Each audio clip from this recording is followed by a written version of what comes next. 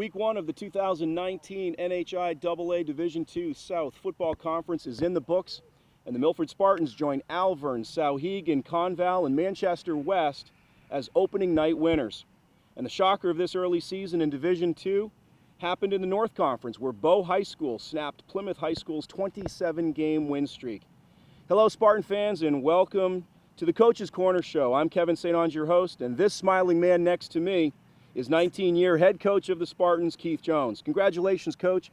35-21 win over rival Hollis Brookline to open the season and avenge that 7-point loss of a year ago. You have to be feeling pretty good about your team's performance Friday night. Anytime you can improve from the year before, it's always good. And anytime you can start off with a win, it's good. Spartans lost the coin toss to open the game. Hollis Brookline elects to receive, so the season opening kickoff gives your team a great opportunity to lay a hit on the opposition, get the early game jitters out, early season jitters out of the way. But Hollis Brookline's Austin Johnson takes that kickoff 70 yards deep into Spartan territory. Not a good look to open the season, Coach. No, not certainly the way we wanted to start that off. But you know what? It gave us a quick taste of having to face adversity. And, you always want to get better as the season goes on with those types of things. So. And then you catch a break, though. A rare kick return team face mask penalty brings the ball back all the way back to the spot of the foul, a more manageable field position in Cavalier territory. That set the tone for the rest of the night. Hollis Brookline had a rough night with penalties. Well, they must have had over 150, 160 yards of penalties. I'd never seen that before. 2 face mask calls on the offense, I think, in that game. So we were blessed with some field position due to those types of things. Contrast that with your team, Coach. The Spartans had 2 penalties, 1 for an offsides, 1 for illegal procedure. Showed some pretty good discipline early in the season. Yeah, for being game 1, I was impressed with our guys. We got away with one. There's one the officials missed late in the game. We should have had 3. But I was impressed that we didn't have a lot of holding penalties and we only had a couple miscues. So as good as it felt when that penalty was announced, it didn't last long as Sander Wimmer, Hollis Brookline's standout quarterback, marched his Cavaliers to your 8-yard line. The Cavs were threatening when Gavin Erda makes an interception in the end zone and returns it to the Milford 11.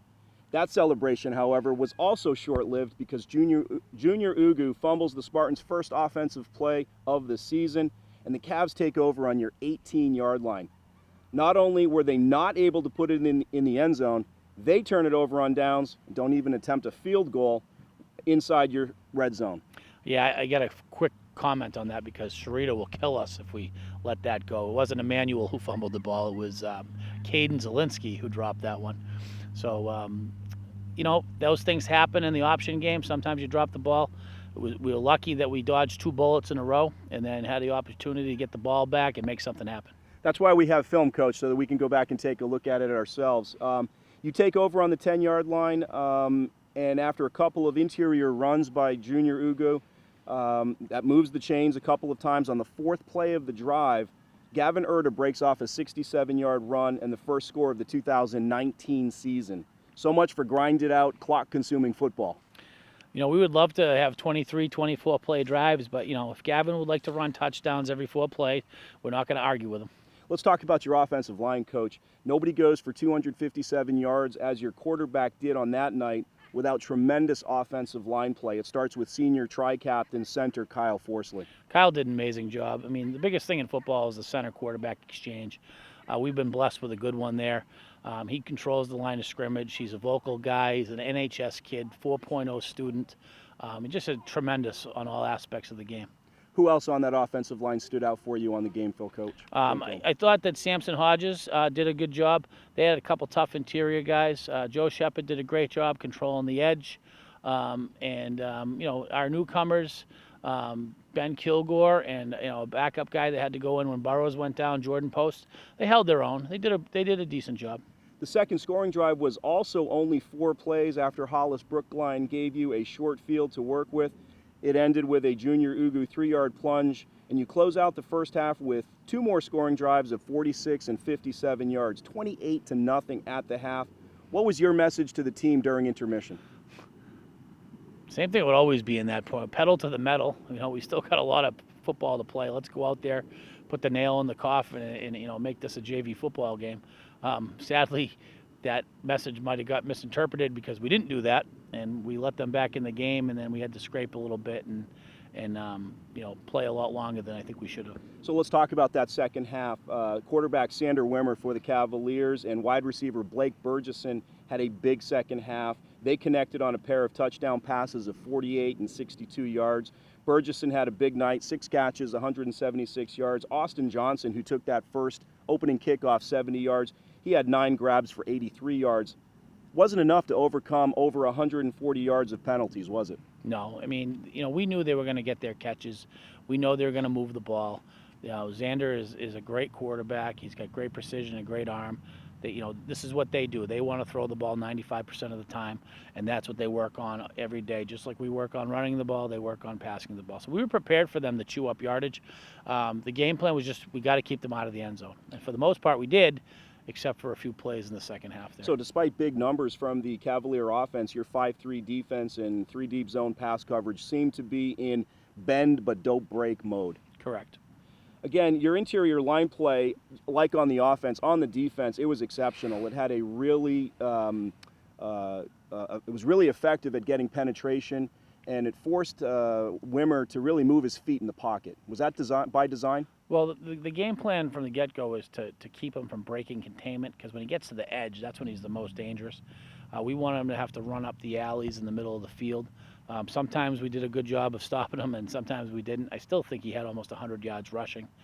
He had a pretty good night. So he's very elusive. He's big. He's strong. He knocks people off.